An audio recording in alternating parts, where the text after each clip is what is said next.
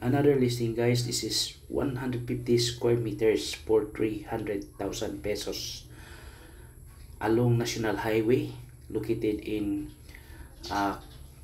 Carmen, Bohol, or somewhere in Alegria, Carmen, Bohol.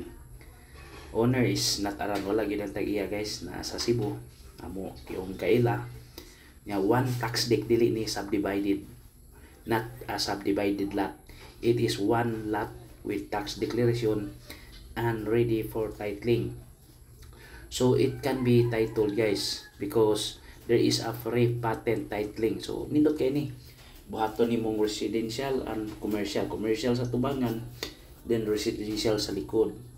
So ining 300,000 uban diha na nagbaligya diha.